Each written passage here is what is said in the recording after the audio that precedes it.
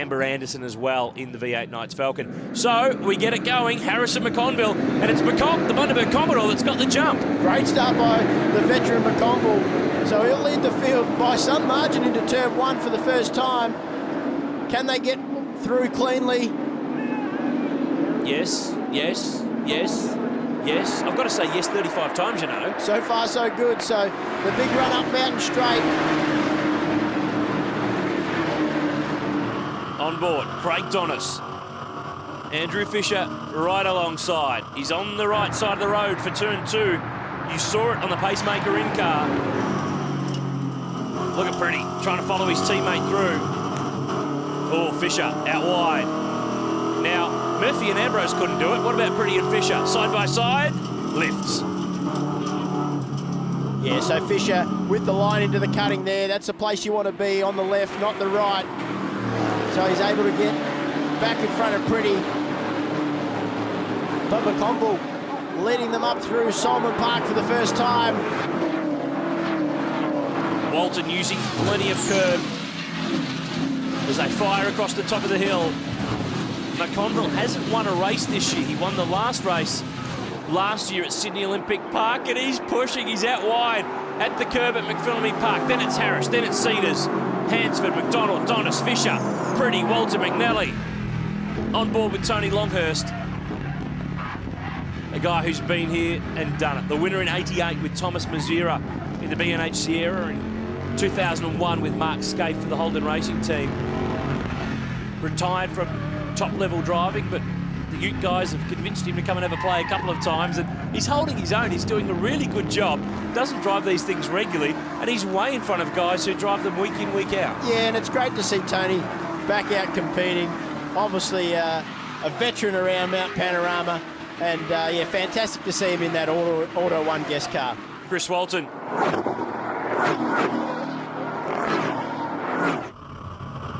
Is fighting hard in and among the pack. Suffered from a migraine earlier on in the weekend. Talk about the headaches. Fisher's down the inside. He's giving Dontas one. He's got by. Gets the spot done at Caltech's Chase. So it looks like Fisher's got the angry eyes on after receiving that penalty from race two. Certainly proved this weekend that he's definitely fast enough to run up at the pointy end of the field, but he's got to pass a few cars to get there this time. Oh, Jake McNally with a lock-up on the left front. Tom Williamson in the Ice Break Coffee #1 car. And there's Kim Jane we've spoken about. Kim this weekend having a shocker. The result sheet is probably a career worst. Qualified 20th, 17th and 18th in the first two races, and still in the mid-pack in this final one. And McNally finds that flat spot on that tyre again, so he's going to have to do all he can to nurse that car home to the finish, because I suggest there's a big flat spot on that left front tyre of his. Replay, Auto One replay of the start, and McConville got a perfect one. Jeremy Gray just having a nibble at Sean Carter. It's a pretty big curb there when you try to run up the inside. This was turn two, a little further up the road. Oh, Jeremy Gray did everything but hit the wall. That's about as close as you dare coming out of turn two. But Roll Harris now, switch of the lead up front. So the Falcon has got past McConville. Remember that Cam's 11th in the points coming into this weekend. He's not quite in the championship mix. He could still fight his way up the order, but he's not quite at the pointy end where Harris and Cedars are. But this has been Falcon country at Bathurst. We've been here 8 times with the Utes. Falcons have won 6 rounds. Commodores have only won 2. You're not crying about that. Well, the cream rises to the top at, you know, the big events, Noons, and I only wish we could say the same for the main V8 supercar race. Has been a bit lean for Ford in the past years, but Harris doing a great job. Obviously putting together a great weekend, but he's putting together a great championship so far. Auto One replay here. Ryan Hansford, 4th spot. Oh, so it was McConville. I was looking back down the road to see who was doing what, but it was McConville who's locked a brake at turn 2. And you've got to remember, he's just stepped out of the V8 supercar in the warm-up, completely different car, and braking is where it's really different. He's been caught out. Yeah, he was massively caught out, and very lucky not to get into the tyre wall. Another big brake lock-up from McConville, so again, I reckon he's got a flat spot on that right front tyre, and he's going to have to nurse that to the finish. Cedars now putting plenty of pressure on him into Murray's corner, the final corner. Will he have a look up the inside? He fakes a little bit, but McConville's wise to that. Remember too that in the Ute series, hang on, there's someone there. It's Nathan Pretty. Remember in the Ute series, they don't run a slick racing tyre. It's actually a groove tyre. So it is a compromised tyre for wet and dry conditions, but flat spotting, it still does the same thing. You have a big brake lock up and a big flat spot. What you tend to find is it keeps finding its way back there and you make it worse and worse. Yeah, like a 50-cent piece in many ways, Noon. So it always gets back to that flat spot. And if you've done it bad enough, problems here for Peter Burnett. He's got more than a flat spot. Looks like he's got a puncture. And he's in the lane. He'll be done. He's off the road. That's how he did it down at Caltex Chase. We'll come back with more action from Bathurst.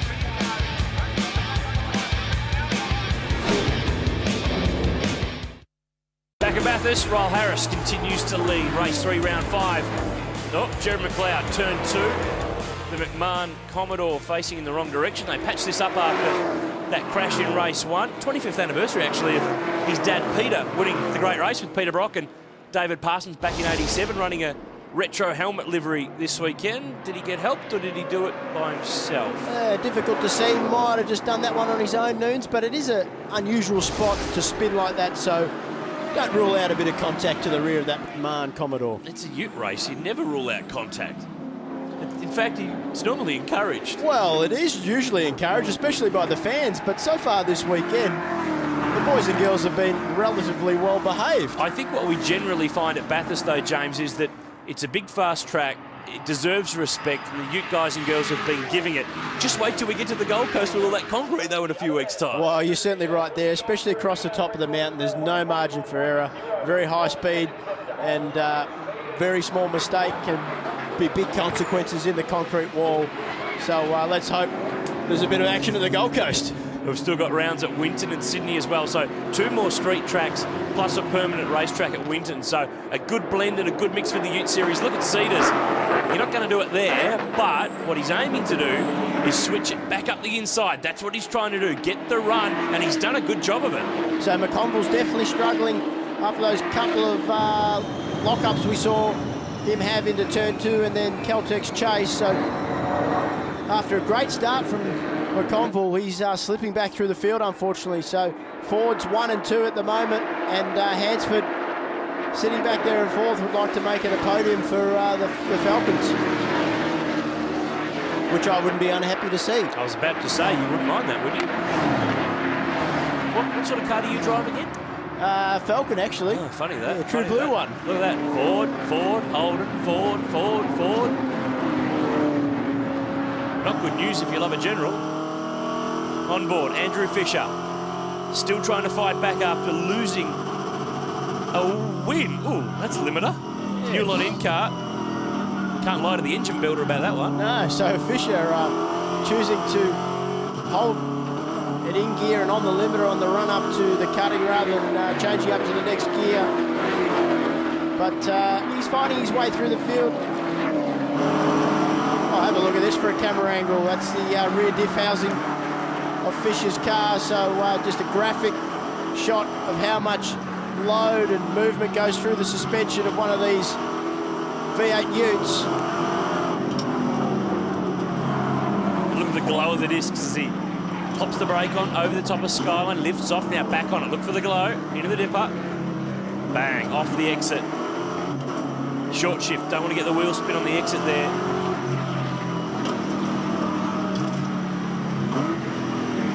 Into Forest Elbow now.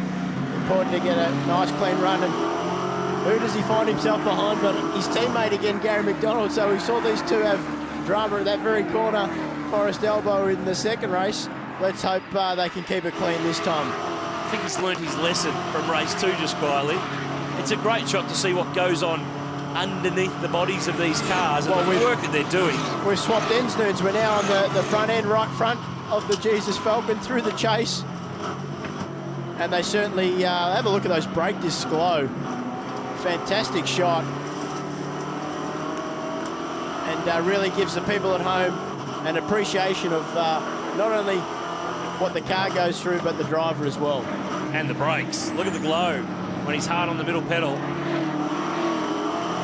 They've got a bit of time to recover here along pit straight and then up Mountain Straight as well. but they've actually really tuned these cars up. You raced them, gee, a fair while back, 2005 from memory. They've come a long way in that time. They certainly have. The cars were very much stock when I raced in 2005. Now they've got 5-way adjustable shocks, different brakes, different gearboxes. So, yeah, they've certainly improved over the years, that's for sure, and they're a lot faster. But the thing that hasn't changed is that some of them look like they've been bashed and crashed. Peter Bennett's back on the road. Have a look at the front of that thing. Well, that's one of the reasons why I think when V8 Utes are always on, the fans always flock to the fences, because there's never any shortage of entertainment, that's for sure. Auto 1 replay of Raul Harris going through the Caltex chase, and nice slow-mo shot of our race leader doing the business so far. Yeah, doing it pretty comfortably out in front as well. Cedars chasing, McConville still is third, and Hansford still runs in fourth. We'll take a break for the mountain. When we come back, we'll go right through to the flag in race 3, Mount Panorama. Panorama on board the Newline in-car camera with Andrew Fisher, the Jesus Racing All About Life Ford, fresh from a trip to the Denny Ute Muster, where, must be said, he was a smashing hit. The problem is that he's put a smashing hit on this man in front, Gary McDonald, in race 2. Lost the win, but he's trying to hang in there, but still good championship points. McDonald is not in the series, so he's not really going to be a contender in terms of how it all washes out at the end of the year. No, he won't, but even more impressive is the fact that McDonald hasn't been in the series, and he's come in and is running so competitively this weekend. So had a race win in race 2, courtesy of the penalty that was handed out to Fisher, but he's been competitive all weekend, so he should be happy with that. In fact, that was his 12th career win. Oh, it's getting spicy at the front here. Harris and Cedars, the two guys who have won here at the mountain in recent years, going at it. The two Falcon drivers. McConville, he's going through the grass.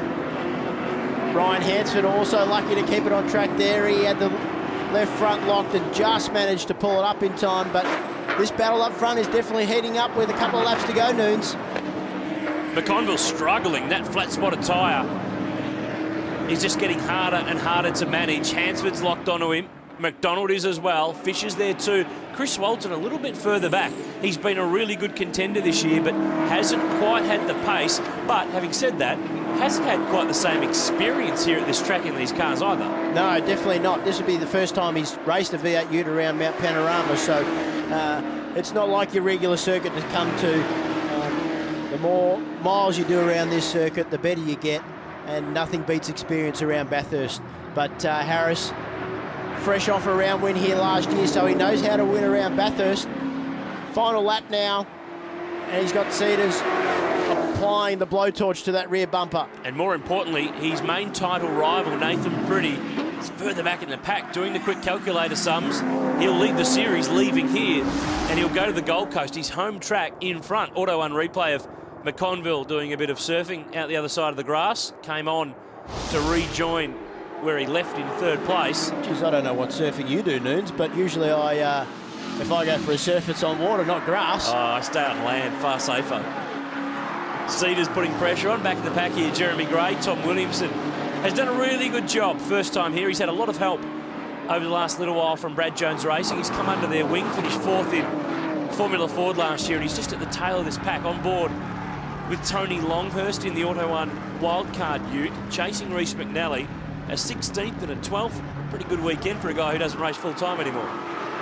And I'm sure the series is very happy to see that car in one piece. Oh. Only a couple of weeks to the Gold Coast, so all these teams will want to come out of here as clean as possible, but Harris locked the inside front tyre into Forest Elbow, and that's given Cedars a chance to get a run on him down Conrod Straight for the final time. Which way does he go? Harris will park it to the right on the approach to Caltex Chase. Cedars switches it up. He wants that line. Doesn't get it done. Who is good on the stoppers? This is the key. Harris will block the line. Totally entitled to do it. Cedars needs him to go in too hard and too deep. Oh, he's half a chance. Had to use the curb to help turn the car at Caltex Chase, but Harris, he'll drive up the inside into the final corner. Cedars is going to have to go the long way around. Can Harris pull it up? Oh, he locks the inside front tyre, but he's going to hang on. He'll get there. Second race win of the weekend, 20th of his career. and he takes the series lead on the grand stage at Bathurst with the next round on his home soil on the Gold Coast. Life's good. Great haul of points for David Cedars. He'll be second for the weekend, and the experience of Cameron McConville, he'll take the final step of the podium.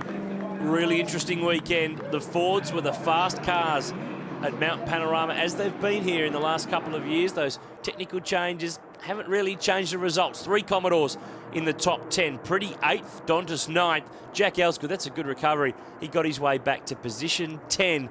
In the points for the weekend, Harris, Cedars and McConville on the podium. Pretty just misses out by 1 point. Fisher 5th from Hansford. McNally and Dontas rounded out the top 10. All roll, they've been